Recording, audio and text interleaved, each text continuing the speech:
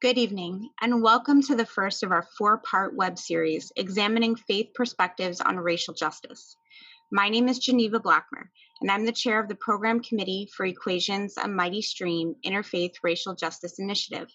I'm also the program director for the Interfaith Center at Miami University in Oxford, Ohio, one of the many faith and interfaith communities who are signing on to pledge with AMS to make a commitment to address issues of systemic racism in our communities. I welcome you this evening on behalf of Equation, a nonpartisan civic organization grounded in interfaith dialogue that promotes inclusion, equity, and justice for everyone. Equation's signature program is the Cincinnati Festival of Faiths. This evening's program is sponsored under Equation's new Interfaith Racial Justice Initiative, A Mighty Stream. AMS is an effort to organize and unite Cincinnati's faith traditions into a moral force for social change, advocating for the remediation of racial inequities that undermine many of our quality of life systems. Tonight's webinar is part of its community education programming. Our panelists this evening include Reverend John Ivey of Bula Missionary Baptist Church, Japal Singh of the Sikh Community of Cincinnati, Sister Christine Pratt of the Catholic Social Action Office of the Archdiocese of Cincinnati, Samina Sohail of the Islamic Center of Greater Cincinnati, and Rabbi Benjamin Shadel of Adath Israel Congregation. This panel aims to explore our spiritual understanding of race, racism, and racial justice by applying scriptures, tenets, practices, contemporary writings, and beliefs to discover the ways we are called individually or collectively to enter racial justice work. Panelists will consider how to enter into truly transformational relationships across difference as an active demonstration of love and justice. We will hear opening statements from all of our panelists, and then we will open the floor for an audience Q&A. So our first panelist this evening is going to be Reverend John Ivey of Bula Missionary Baptist Church.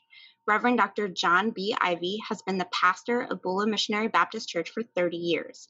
He is also president of the Valley Baptist Ministers Conference of Lincoln Heights and vicinity, and the current outreach chairman of the Mighty Stream Initiative. So, Reverend Ivey, I'm going to turn it over to you. Thank you much, Geneva, and I'm very happy to be on here. And I know we're have a short time, so I'm going to try to get as many things we're going to talk about dealing with racism and racial justice. And I chose to use some scripture to talk on racism. Now, although racism is not in the Bible as it says racism, but the concept is certainly there. In the very first book of the Bible, which is Genesis, chapter 1 and verse 27, let's see what it says. It says, "So God created man in his own image. In the image of God created he him. Male and female created he them." So we know that we were all created by God. That should let everyone know that no race and no person is more superior than any other, because we all came from God. He created us all, male and female, black, white. You get the point. And then I want to move to another in the New Testament, Matthew chapter 7 and verse 12. And this is known as the golden rule, how we are to treat one another. It says, "Therefore, all things whatsoever you would that men should do to you, do you even so to them. For this is the law and the prophets." So the golden rule is what we ought to live by. Treat everybody as we want to be treated. And then I want to move to Mark chapter 12 and verse 29 to 31. The Gospel of Mark says, "And Jesus answered him, the first of all the commandments is, Hear, O Israel, the Lord our God is one Lord, and thou shalt love the Lord thy God with all thine heart, and with all thy soul, and with all thy mind, and with all thy strength. This is the first commandment.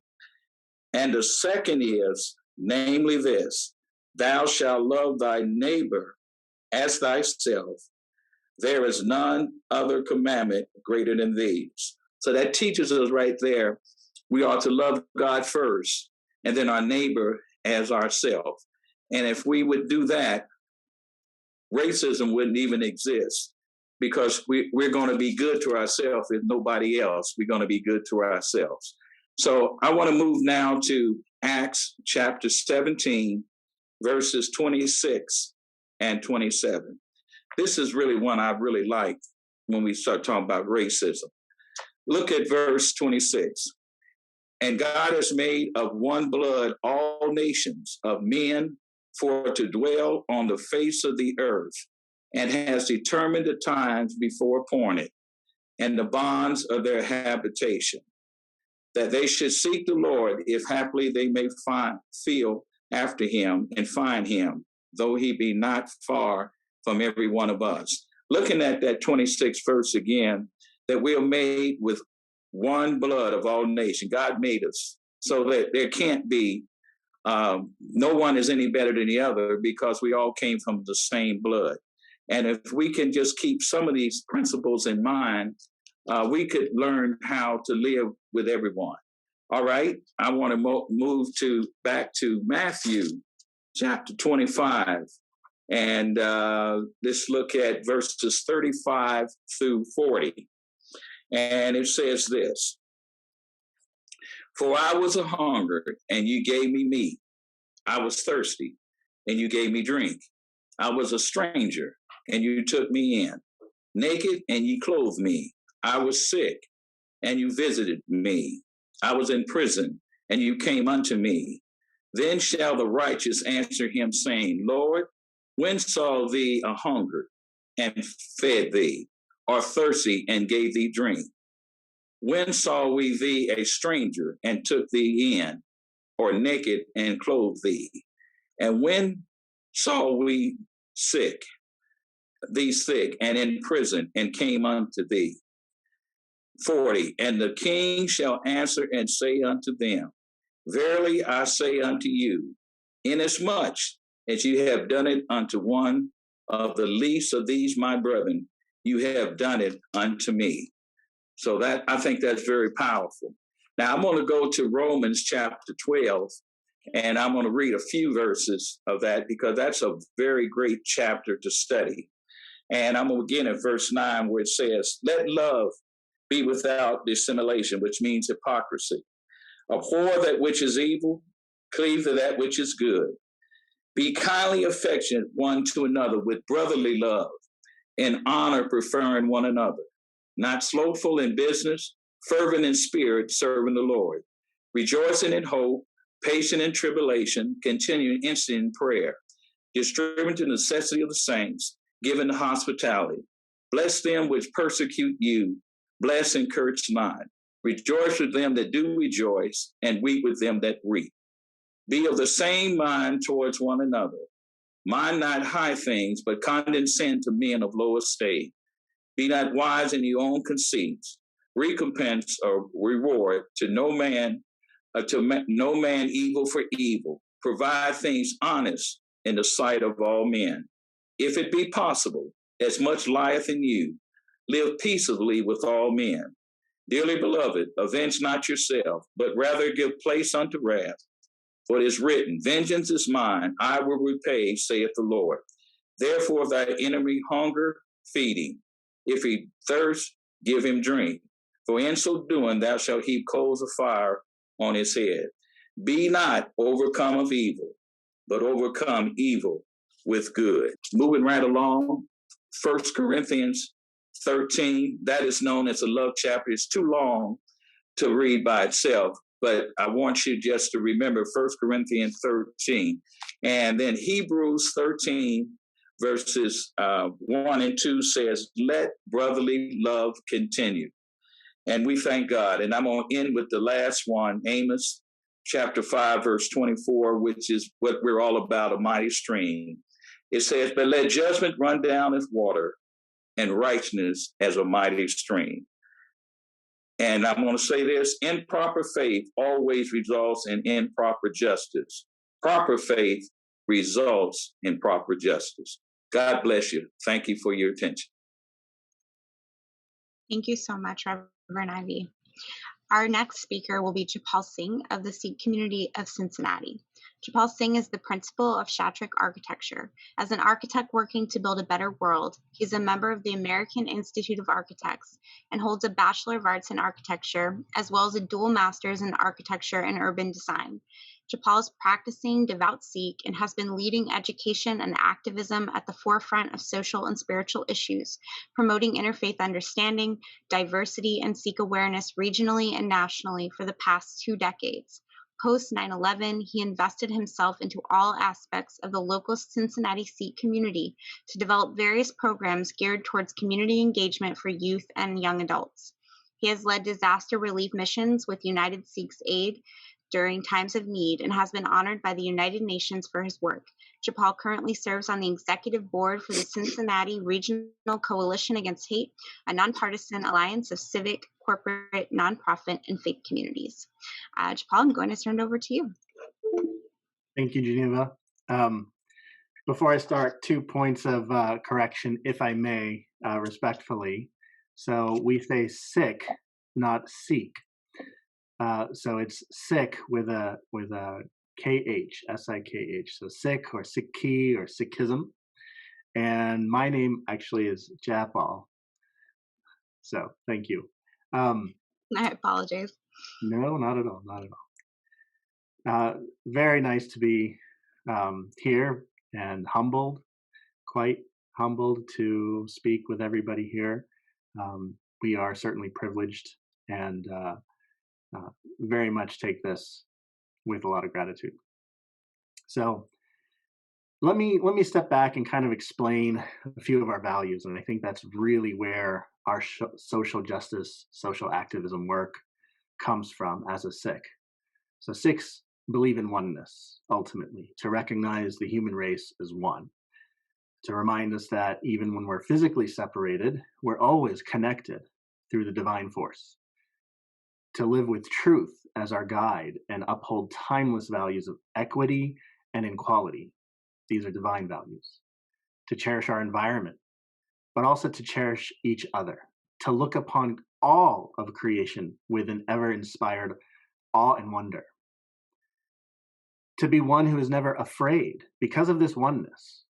Never be afraid, but then also never instill fear into others. To live a life of compassion and love, so that really nobody is my enemy. No one's even a stranger. To live with humility, knowing we're just a small drop of the vast ocean of divinity. To live a life of integrity, hard work, sacrifice, and really a life of service to others. And it's this life of service that truly sparks our activism.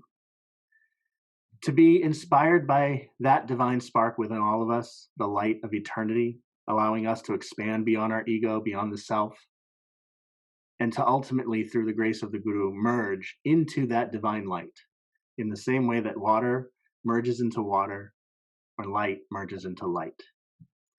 So in these trying times that we're living, we are reminded in the Sikh faith to have Chardikala, ever rising spirits, to not be, fake a smile or to just be happy, but to be ever rising in our spirits, to remain optimistic and strong within, ultimately to be faithful, to maintain that faith. Because ultimately it's through this divine being that we become pure of heart and mind and all of us victorious together. So because of this foundational belief in oneness, Sikhs are rooted in social justice and equity. We are urged to be at once a saint and a soldier. A saint to live with compassion, service, and humility, and a soldier to always be ready and active to help where help is needed. So this double-edged path is one that it has to be of universal love towards all of creation and balanced, as well as defense of that universal love when any part or aspect of creation is deliberately either suppressed or attacked. So this includes that we engage in peaceful protest, in physical defense, and if all other means have been exhausted, then raising the sword as one's final stand. As you guys are well too aware, We are experiencing a critical moment of American history. Words matter. Actions are deeply consequential. And the echo chambers of social media and smartphones allow every one of us to just sit comfortably in whatever social or political or community circle we desire. If anybody's seen The Social Dilemma, that's a great movie. And really, this American landscape that was once open and inviting, where strangers and neighbors watched out for one another, has severely deteriorated. Our values as a society have deteriorated. So it is imperative that now more than ever, that we as faith leaders, not just those of us who are in the spotlight this evening as presenters, but all of us, all of you who are listening, all of us as faith leaders, now more than ever must find the words to heal. Hope has to be at the forefront to overcome any feelings of despair. Solidarity is the only way we can really bridge division. Love must be valued to overcome a culture of hate. Compassion, the only way we can step into the shoes of someone else and overcome the illusion of the other. And finally, action, to ensure that we live these values in all that we do. This is the fundamental perspective of oneness that guides a Sikh, that guides our education. The word Sikh means student. So we're just a student of the divine being. We're a student that's supposed to be learning, supposed to be humble, open-minded. And throughout history, it's the students, it's those who are learning, it's those who are growing that have been truly at the forefront of activism. To be an upstander, not a bystander. Being an upstander means that we stand up, we speak out, whenever that is, to never be afraid. Never be afraid of loving one another, because love requires courage and strength. And it requires a bit of fearlessness, because we have to be vulnerable to love. So these are really the divine values gifted to us by the Guru. These are the values that Sikhs are driven by. You know, it's those labels of Republican and Democrat, or white and black, rich and poor, upper and lower, the wealthy, the working class. These are all easy labels to bridge with simple dialogue, with breaking bread, with service to one another, shedding our fears, devotion to these divine values. And it started with Guru Nanak, the first Guru of Sikhism, and ran through every single one of the Sikhs of history. Our entire history of Sikhism is filled with examples of social justice, of action, of activism, and to be at once a saint and a soldier.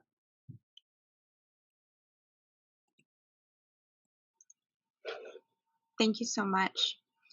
Our next speaker is Sister Christine Pratt of the Catholic Social Action Office of the Archdiocese of Cincinnati. Sister Christine Pratt is a member of the Ursulines of Brown County Religious Community. She received her master's in rural sociology and community development from The Ohio State University. In her work, she has presented workshops throughout the United States and Canada on Catholic social teaching. Sister Christine continues ministry as coordinator of the Eastern Region for the Catholic Social Action Office Archdiocese of Cincinnati, and in this position, she initiated the 2021 virtual presentations on African American history in rural Ohio. Sister Christine, I'm going to turn it over to you. Thank you, Geneva, and thank you for this wonderful evening. I was listening, I was thinking how this microcosm of faiths and connections and bringing people together to speak truth needs to be echoed throughout the country over and over and over again in large numbers.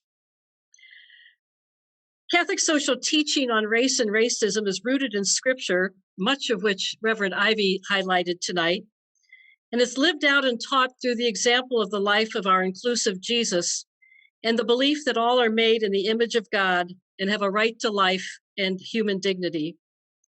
This belief led to the title of the U.S. Bishop's 1979 document on racism, Brothers and Sisters to Us. In that document, they say, racism is the sin that says some human beings are inherently superior and others are essentially inferior because of race. Indeed, they continue, racism is more than a disregard for the words of Jesus. It is a denial of a truth of the dignity of each human being revealed by the mystery of the incarnation. Racism, they continue, is a social sin. The structures of our society are subtly racist, for these structures reflect the values which society upholds. The sin is social in nature, in that each of us, in varying degrees, is responsible. All of us, in some measures, are accomplices. In 2018, the bishops released an additional document, Open Wide Our Hearts, the Enduring Call to Love. Racism can be found in our hearts, in too many cases placed there unwillingly or unknowingly by our upbringing and culture. Consciously or subconsciously, this attitude of superiority can be seen in how groups of people are vilified, called criminals, or are perceived as being unable to contribute to society, even unworthy of benefits. And to the Catholic community specifically, they said, too many good and faithful Catholics remain unaware of the connection between institutional racism and the continued erosion of the sanctity of life. Pope Francis has given us an invitation to work for the culture of encounter, as Jesus did. He called us to be in an encounter relationship with all that we meet and to purposely set forth to encounter those we would otherwise not encounter. And he calls us to not just be looking, but to be seeing, not just hearing, but listening, not just passing people by, but stopping to be with them, to allow ourselves to be moved with compassion. In 1984, the 10 Black Catholics of the United States also wrote a document called What We Have Seen and Heard, a pastoral letter on evangelization. I believe what they had to say is really the challenge for us to conversion and a call to action as we mix faith with action. And they said, our own history has taught us that preaching to the poor and those who suffer injustice without concern for their plight and the systemic cause of their plight trivialize the gospel and mock the cross.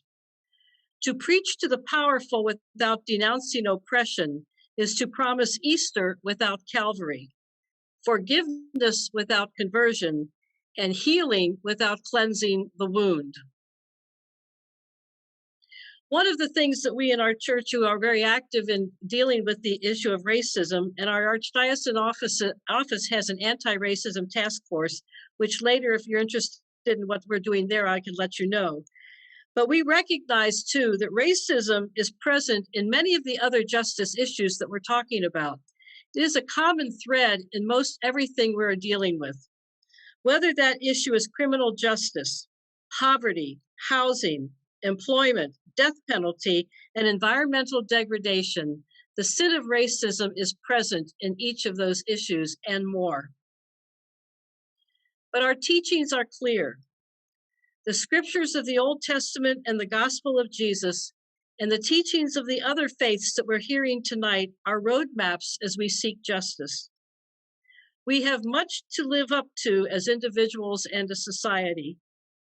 Let us continue to find ways to be together, to work together, to eradicate this great evil of racial injustice that continues to infect our nation and our world.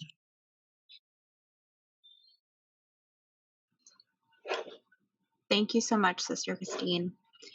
Our next panelist is going to be Dr. Samina Sohail of the Islamic Center of Greater Cincinnati.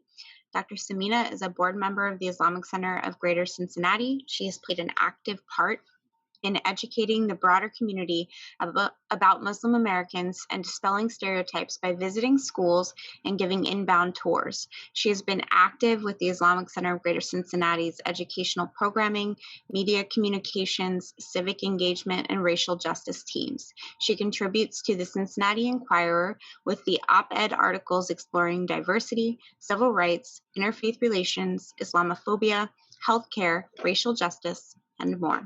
I'm going to turn it over to you, Samina.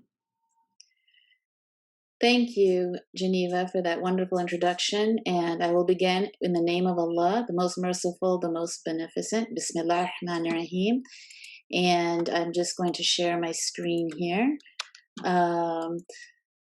So I'd like to just begin with a disclaimer. My co-panelists on this session have dedicated their lives to understanding their religion, and I am a lay person who learned about my Islam through my Sunday school when I grew up in Orlando, Florida, and later on through esteemed and respected scholars, teachers, and imams.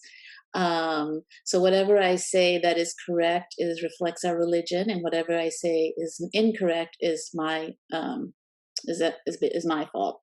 And much of what I'm presenting today comes from the Yaqeen Institute for Islamic Research, which is an organization dedicated to the publication of original content on relevant Islamic topics, founded by Sheikh Omar Suleiman, whose picture is here. And he's done a significant amount of work, not only teaching about racial justice, but living it and acting it out in his community and in America. And much of my presentation itself is from an article on his website called Divine Duty, Islam and Social Justice by Dr. Nazir Khan. So with that, I'd like to just relay that Muslims receive their, we live our lives according to divine revelation from the Holy Quran. And the Holy Quran was revealed to Prophet Muhammad, peace be upon him, in Arabic. In the interest of time, I'll just read the Arabic for this one verse, and then we'll continue. And it reads as this: Bismillahir Rahmanir Rahim. Ya ayyuhalladhina amanu kunu qawwamina lillahi shuhada'a bil qist. ولا يجرمنكم شنآن قوم على ألا تعدلوا اعدلوا هو أقرب للتقوى واتقوا الله إن الله خبير بما تعملون. And in English, that's translated as you can see, is it is a call to justice. O you who have believed, be persistently standing firm for Allah, witnesses in justice, and do not let the hatred of a people prevent you from being just. Be just, that is near to righteousness, and fear Allah, which is the Arabic word for God. Indeed, Allah is acquainted with what you do. So there are a few other verses. There's actually many, many verses in the Quran that remind us to stand up for justice, and I've just pulled out two more. One, that God testifies that there is none worthy of worship except Him, as do the angels and those endowed with knowledge, standing firmly for justice. And upholding justice is not unique to our tradition, as my previous panelists have expressed, and we believe that that God has sent down a lineage of prophets, beginning with Prophet Adam, to people in different eras to establish justice and worship God alone. Of this lineage of prophets, we believe in Adam. We revere prophets Abraham, Moses, Aaron, Joseph, Jacob, David, Noah, Jonah, Job, Solomon, Isa or Jesus, and many more, ending with the final prophet, Prophet Muhammad, peace be upon him, and all of them. And we believe that, once again, their purpose was to worship God and uphold justice. So this is not something that we can choose to do. It is our divine duty to do. So in addition to the Quran, we practice our religion according to the teachings of our Prophet Muhammad, peace be upon him. And at that time, one of the most fundamental aspects of iconic examples of racial justice came with the story of Bilal ibn Rabah. He was a companion of the Prophet who was a slave from Ethiopia, and he converted to Islam early on, and he was tortured for converting. He was later freed by Abu Bakr, another companion of the Prophet, and he became a very close companion of the Prophet. He had a beautiful and far-reaching voice, and so he was tasked with the job of giving the call to prayer, or the adhan. And if any of you have been into Muslim countries, you've heard the loud call to prayer, Allahu Akbar, that echoes through the cities 5 times a day. And so this was his job because of his beautiful voice. When the Prophet, peace be upon him, entered Mecca after being exiled after 8 years, Prophet Muhammad had Bilal climb on top of the Kaaba and give the call to prayer. And when he did that, there were Meccan elites who were horrified at the sight of a person of color having this honor and privilege. And they began making racist remarks like, did Allah and his messenger not find anyone else to call to prayer except this raven? Or look at this black man. And another friend would reply, when Allah hates someone, he turns them into the worst. So this was a very, very racist episode. And with that, a Quranic verse on racial equality was revealed right then. And it read as this: O mankind, indeed, we have created you from male and female and made you people and tribes that you may know one another. Indeed, the most noble of you in the sight of Allah is the most righteous of you. Indeed, Allah is knowing and aware. So this really teaches us that that it is not our color or our race or our ethnicity in the sight of God whereby we achieve higher ranks, but rather it is really our piety and God consciousness. So another very important lesson that Prophet Muhammad, peace be upon him, reminded us that all in his final sermon to humanity was this quote, that a white has no superiority over black, nor a black has any superiority over white, except by piety and good action. And so this is Islam is fundamentally a faith of activism, okay? An essential characteristic of believers is their participation in publicly enjoining good and forbidding evil.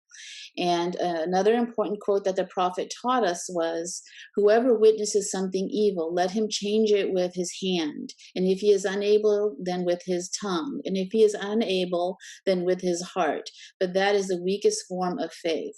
And I think one of my previous panelists actually mentioned that words matter, actions matter. And truly, if we as people of faith are going to stand up for racial justice, it begins with our hearts and our divine duty, but we really need to use our words and our actions to promote this. And so an important point to notice is that Islam does not permit one to be a bystander to any form of injustice. One is morally obligated to do everything in one's power to eradicate oppression.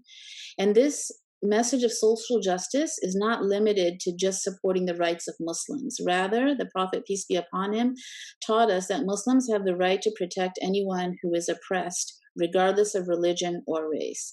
And this activism encompasses both collective and individual efforts. So we have to work individually and collectively to make a difference.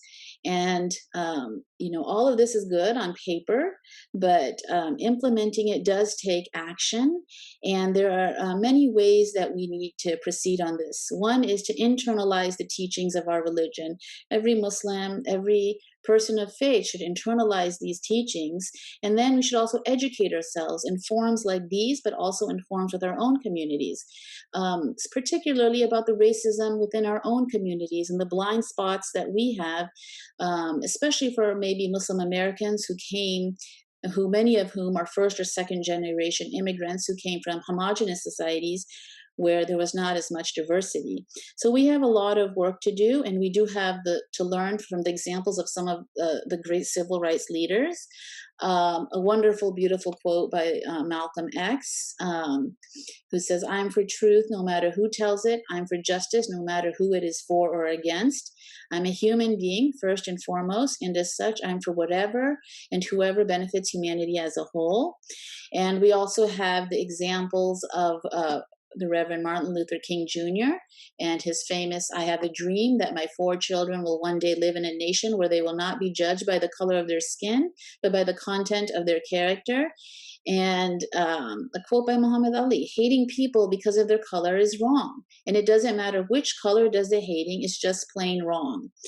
So how do we do this? And I think one of the most effective ways is, as the Quran says, "and cooperate in moral virtue and piety, and do not cooperate in sin or transgression." So we should join coalitions that work to combat systemic racism, oppression, and all forms of injustice. Obviously, a mighty stream, and this panel is one of them, but there's many other organizations regionally and nationally that we should educate ourselves on and really try to be the force that makes a difference. And I would just like to end with understanding that the consequences of not upholding justice are twofold. I'm sure there are manyfold, but two that come to mind are: the primary victim of such an injustice is our own soul, because it is deprived of the spiritual fulfillment that comes from a meaningful relationship and connection with our Creator. And also, the prosperity and well-being of an entire nation are at stake when its members fail to protect those underprivileged from those in power. So with that, I hope and pray that these forums are effective in achieving our goals. Thank you. Thank you so much for that wonderful presentation. Our final panelist of the evening will be Rabbi Benjamin Shadel of the Adath Israel Congregation. Rabbi Benjamin is the Associate Rabbi at Adath Israel Congregation, a conservative Jewish congregation in Amberley. He was ordained in 2018 from Jewish Theological Seminary in New York City, and this is his 3rd year serving at Adath Israel in Cincinnati. He is deeply passionate about interfaith dialogue, intergroup relations, and social justice as an outgrowth of faith. So Ben, I'm going to turn it over to you. Wonderful. Thank you so much, Geneva. And thank you all for being here and these really incredible panelists. I feel like to answer, the question that was posed to us about building transformational relationships, I really hope this is just the beginning of the relationships that we form with one another. I'm so grateful to have had the learning that we've all enjoyed this evening. So I want to start again with this idea of how do we build relationships across difference? How do we form our individual, streams into this mighty stream of justice? And I believe that first and foremost, transformational relationships begin with ourselves. We must first look at ourselves and consider why we show up in these spaces. What motivates our work? What principles do we hold dear?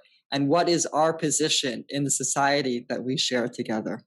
It is only when we know ourselves that we can enter into real relationships with others based on integrity and honesty. And to share with you all, one of the major reasons that I show up in these spaces is because in high school, actually, there was 1 or 2 incidents of anti-Semitism that I experienced in my neighborhood. And I was really motivated by that, and also by incredible interfaith exchanges and multicultural exchanges in my public high school to work to build a more pluralistic community, one that lives up to the words of George Washington in his letter to the American Jewish community in Newport, Rhode Island. He quoted the prophet Micah to build a society where each of us may sit under our own vine and fig tree, and there be none to make us afraid. So this evening, I'd like to speak about 2 teachings from the Jewish tradition that I believe can help build a society where none are afraid, where all can sit under their own trees in safety and security. I think the first statement, the first teaching, has to do with justice. And as Samina so beautifully just described, as well in the Jewish tradition, justice is a divine duty. It's a charge to each of us. In the book of Deuteronomy, we read, Tzedek, tzedek tirdof, justice, justice, you shall pursue. Justice, tzedek, is repeated twice in this verse to emphasize that we are to pursue justice at all times, and we are to pursue it. We don't just let justice come our way, waiting for it to arrive. Instead, we are to relentlessly pursue it and make it real in our lives. The 11th century commentator on the Torah, Rashi, asks, what does it mean to pursue justice? He answers, it means to pursue a reliable court, a court that is impartial. And notice that this command to pursue justice does not fall on the judges. It's not up to the judges to only judge justly. It's up to all of us, the citizens of the country, to set up this just system, to pursue this system of justice. That means that for all of us today, it is to elect representatives who will pass laws that are applied equally across all racial groups, and to appoint judges and police who will enforce those laws equitably. And if this is not the case, our tradition charges us to challenge that unjust system. Abraham in the Torah challenged God's plan to judge the inhabitants of Sodom and Gomorrah. And Abraham said to God, shall not the judge of all the earth judge justly? If Abraham could challenge God, how much more so can we challenge human rulers who judge those among us who are far less wicked than those in Sodom and Gomorrah in quite harsh ways? And I want to speak now about a second Jewish teaching, the teaching of Teshuvah, which I believe can help us reframe our justice system to become more just and also more humane. Teshuvah means return. It consists of the restoration of right relationship between the person who committed a wrong, who missed the mark, and the person who was impacted by that mistake. The relationship is restored through honest reflection on the act that was committed. It is restored through compensation for the damages that were incurred. It is restored through forgiveness, and it is restored by a resolve to not repeat the act again. Teshuvah is a process that we all Jews do once a year during our high holidays, and it is based on the hope and the faith that those around us can change. It allows us to see ourselves as more than our mistakes, and it celebrates our potential to grow into more than we were before. Those who complete Teshuvah not only attain a clean slate, not only are their sins wiped away like a cloud on a sunny day, kind of like the snow was wiped away just now, but not only do they gain a clean slate, they also reach a place where even the completely righteous do not stand. There is tremendous merit in growing from your mistakes and becoming a better person. This proves that you are resilient and possess an inner strength that others do not know. I want us to imagine for just a moment, what our country would look like if we accorded formerly incarcerated individuals, or even just people with convictions and who didn't go to prison. What if we accorded these people who changed course successfully with that kind of respect? What would our society look like? How would we benefit from the incredible potential that these people would offer? What if we set up systems of restorative justice that enabled those who missed the mark in their life to make amends, to change course and grow in the process, gaining respect from others and being able to teach others who were in their place? Imagine if our criminal justice system truly enabled people to correct their behavior and grow into better versions of themselves. In Jewish law, again, once you have done your time, your slate is wiped clean. It is as if you are born anew. Your potential to make your mark on the world is truly, truly made manifest. The questions I'd like to leave us with today are: how can we refashion our justice system so that those who made mistakes are given opportunities to become better people? How can we see the tremendous potential that lies in each and every human being made in the image of God, as we discussed, even when they made mistakes and regardless of their background? How can we work together across difference to build a better and more fair justice system and to counter all forms of hatred so that all of us, regardless of our race, our background, or our religion, can sit under our own vine and fig tree with none to make us afraid. Look forward to joining with all of you to begin to answer those questions. Thank you so much, and thank you to all of our panelists for your fantastic opening statements. At this time, we're going to move into the Q&A, and we have received a few questions coming in from the chat. None of them are directed at any specific panelists at this time, so I'm just going to ask a general question, and if anyone feels compelled to answer, just go ahead and jump in and unmute yourself. The first question is from Valerie. Do you think that the forefathers of this country made it so that racism will continue in America?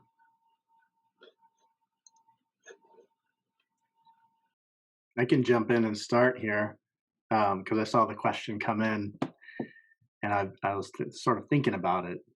So do we think that the forefathers made it so that racism is going to perpetuate?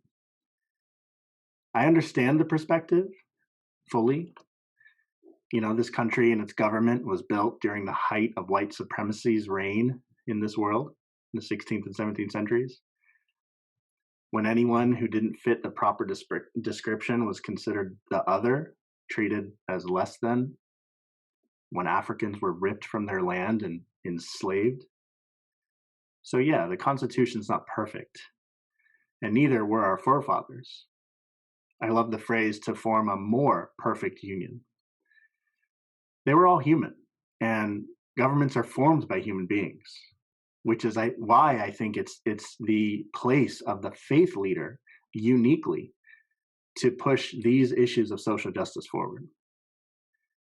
But I don't believe that that the country was built upon racism, and I don't think that racism is so infused into who we are. I don't believe that there's no hope, and I know I'm not alone. You know, if we step back for a moment, this country wasn't built around a language or a religion or a culture. America was built on ideas.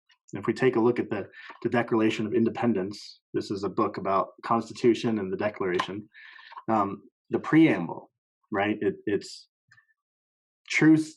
We hold these truths to be self-evident, that all men are created equal. That's a divine value. That everybody is endowed by their creator with certain unalienable rights, that among these are life, liberty, and the pursuit of happiness. I mean, just that alone in the Declaration really gives an incredible amount of hope. And I think it's that which can really build this country to become a more and more perfect union. And then if we look at the beginning of the preamble of the Constitution, where it does say to form a more perfect union, it says to establish justice and to promote the general welfare and to secure the blessings of liberty to all of us and to our posterity. And so I think it is uniquely our place as faith leaders to bring the truth of the Constitution forward and to then combat racism directly. I would just like to add to that, the ideals were beautiful. However, a country that was built on the backs of slaves, the ideals were beautiful. Maybe it was a blind spot, maybe it was an oversight, but it was founded upon the labor of slaves, so we can't overlook that, because decades later, the effects and oppression of systemic racism persist. So just to put the alternative side out there. No, I don't think it's alternative. I think it's absolutely the same. That, yeah, it was built upon that, but the ideals are where we uniquely can really push this forward. So we can't lose hope, right? As faith leaders, Absolutely. We cannot, the rest of the world, the rest of society, everybody else can lose faith, can lose hope, but it's our job to step in and be that beacon of light. You know, in the same way that John Lewis, he was guided by faith. Martin Luther King, guided by faith. Reverend Warnock right now, right? Guided by faith. Sorry, I'll stop. Does anyone else want to jump in on that question before we move on? Okay. The next question is from Melanie.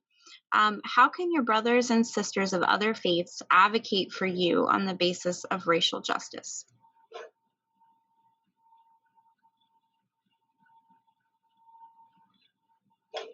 Anyone want to take that one?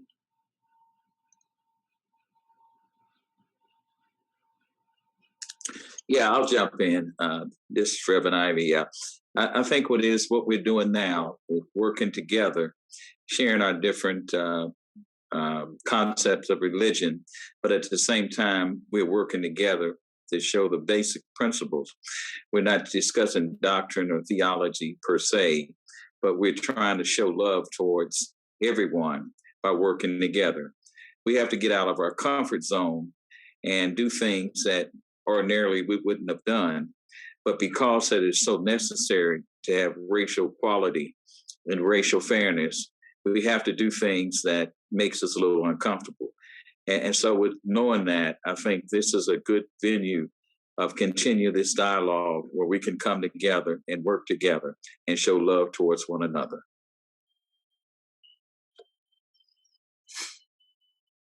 Yeah, I guess, for us, it would be more, showing up after anti-Semitism, but it's really just showing up and showing support and building the coalitions. Like, I think I saw on the slide, on Samina's slides, the Cincinnati Coalition Against Hate, and just kind of building those relationships so that whenever anything happens to any one of our communities, we show up for one another as a united front. I think that's the best way we can at least can support the Jewish community.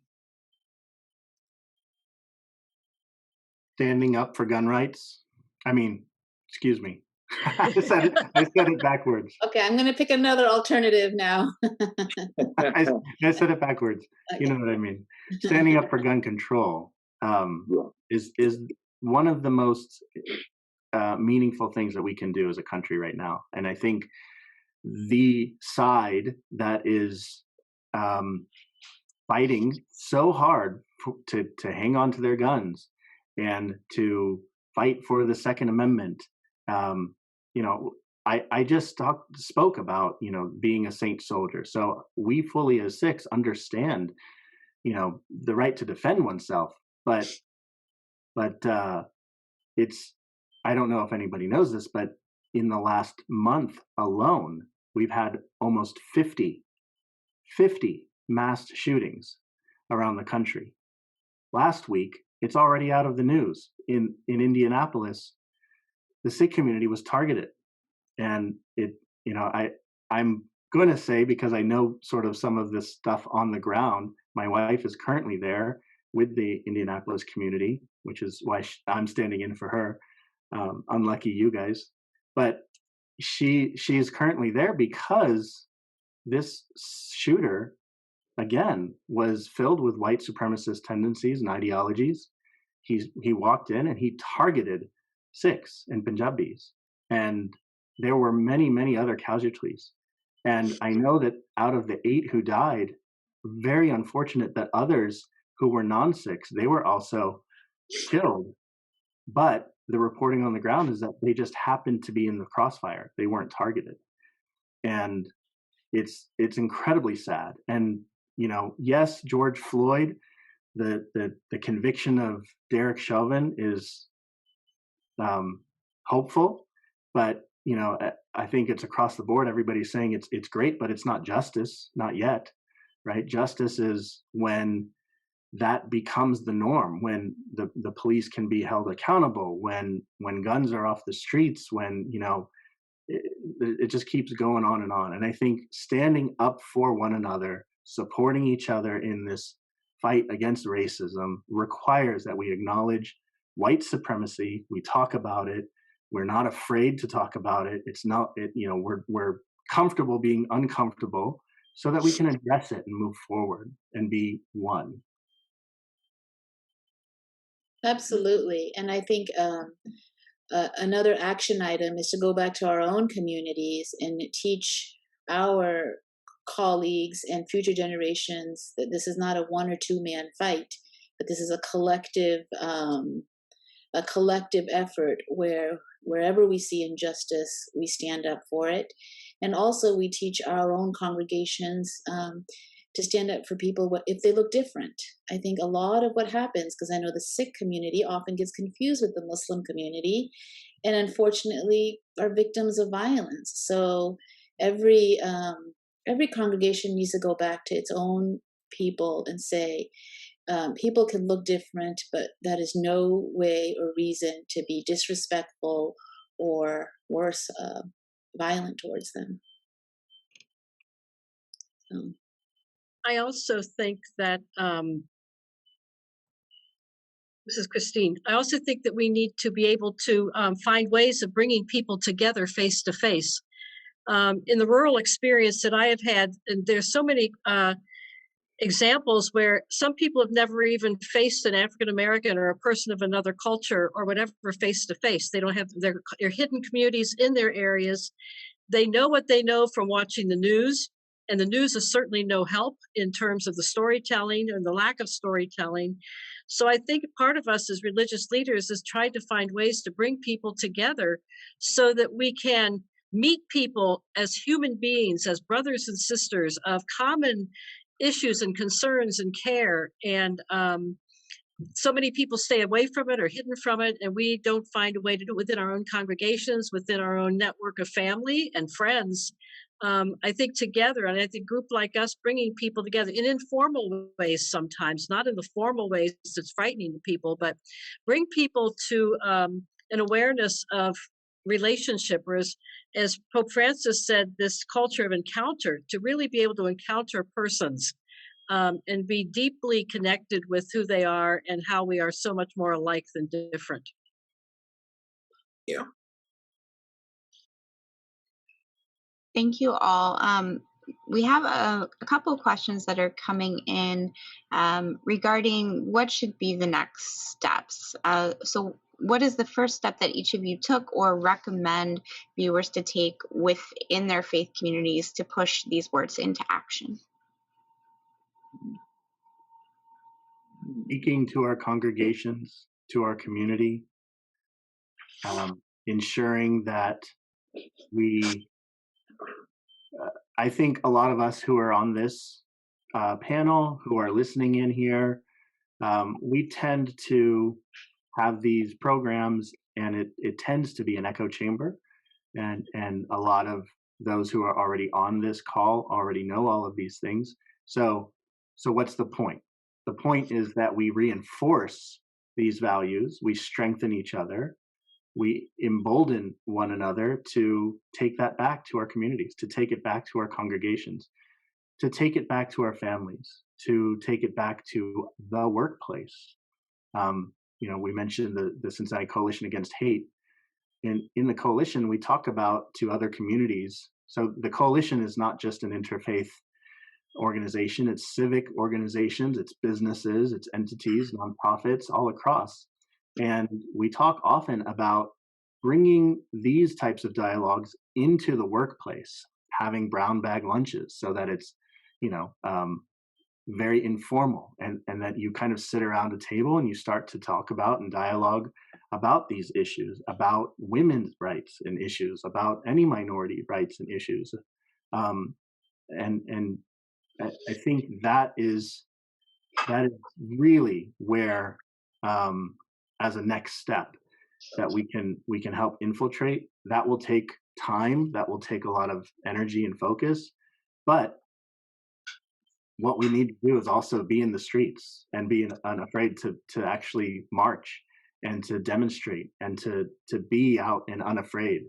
I just think of John Lewis again and again and again in these types of dialogues, and the fact that he was willing to die. I mean, he said that he was willing to die and give his life on the bridge. I'm going to call it the John Lewis Bridge because it should be. But he was willing to do that, and then throughout his life, he just kept living that spirit over and over. And that ultimately, that's what a Sikh is all about, is being so humble and so imbued with the divine that you don't matter. It's all about the divine and the divine's creation to protect those values. The Catholic Social Action Office out of the Archdiocese has an anti-racism task force, and we have also other subcommittees, much of whom look at racism. For instance, our Care for Creation sees racism as a part of our work.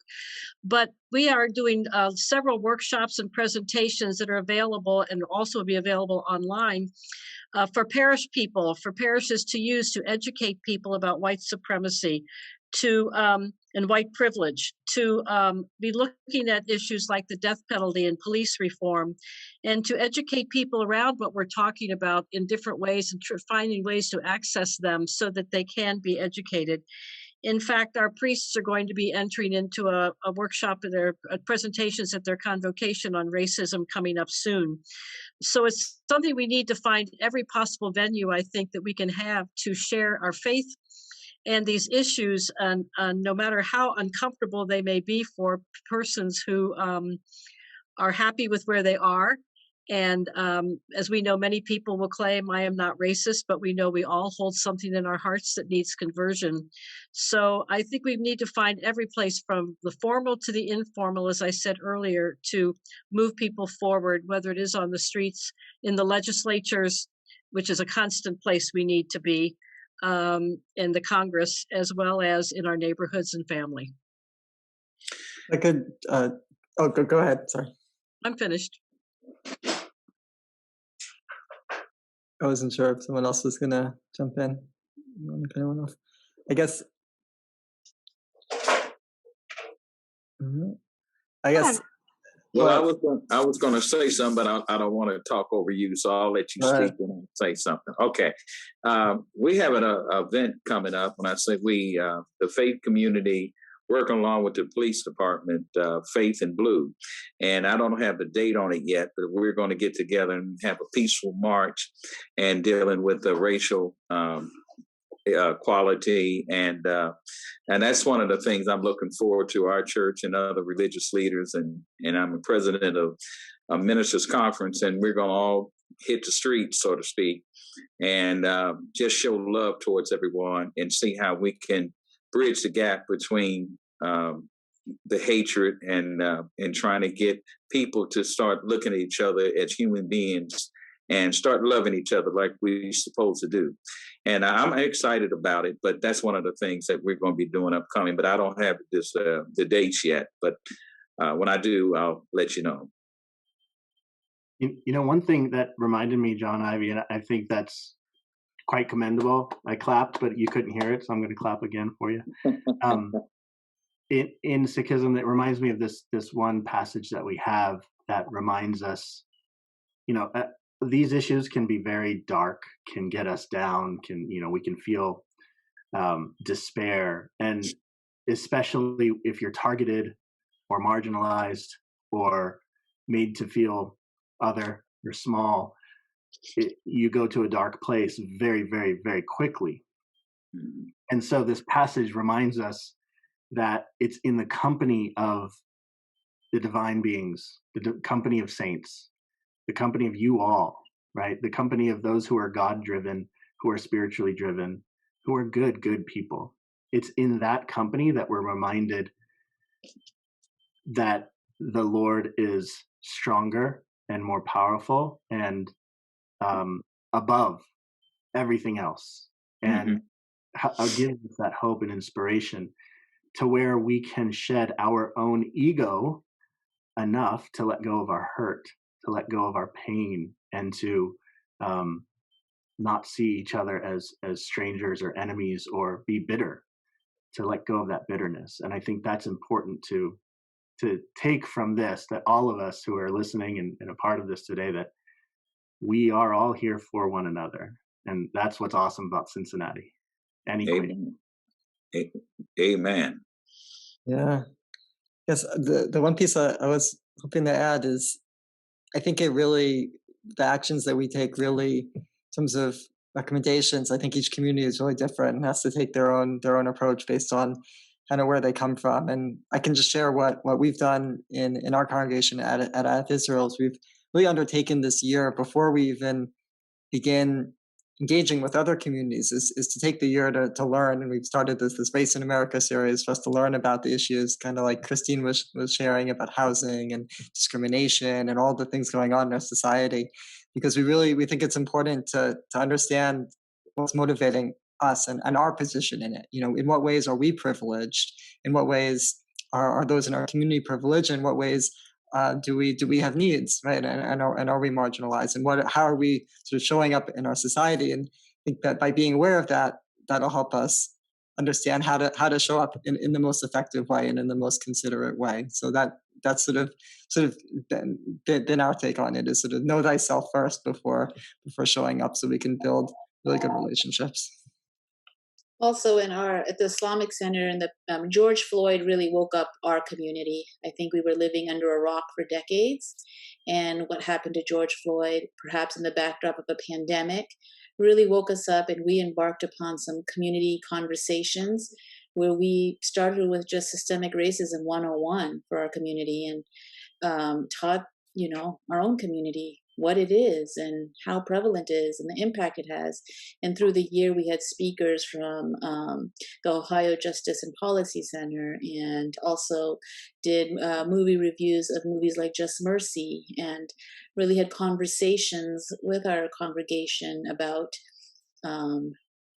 systemic racism. And we also pointed out that it was the work of the civil rights movement that reformed the immigration laws that allowed my parents and many people from the Indian and Arab subcontinent to even come to this country in the 60s, which prior to that there were laws in place that forbade people from coming from those countries. And I was born and raised in this country, and I didn't learn that until last year. So there's a lot of learning to do. There are giants on whose backs we've come this far, but now it falls upon our shoulders to move forward. Mm-hmm. Thank you all. I do want to be mindful of everyone's time, especially those who are observing fast during Ramadan, and want to make sure we wrap up before 8:20. So I'm just going to end with one last question, and I'd like to hear from all the panelists one more time, but let's keep our responses brief, maybe a minute or two. How do we use faith to guide ourselves through times of tragedy? And how do we use faith to mend a wounded world? And you want a short answer? Yeah, I know. It's an easy one, right? Since I'm about to break my fast, I'll go first.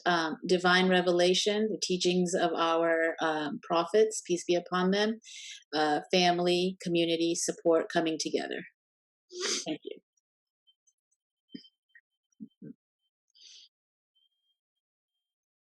I think I look at the scriptures, the life of Jesus. Jesus' teachings and parables tell us so much, and my awareness of how he is our companion with us in this, having come to be one with us and suffer with us and redeem us. And so I think that, and also the companionship of people, all kinds of people who support us. This panel, I mean, oh my gosh, what a lifting spirit experience this has been for me, and good to see people I've seen before and new people to meet, but on all of you out there who are listening to us and watching.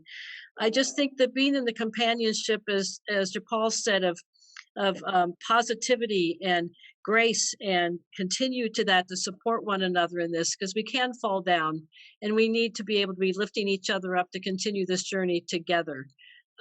So that's in short what I have to say to it.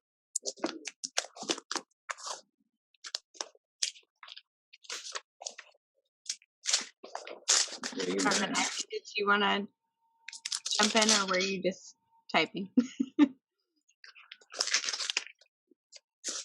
I would contribute.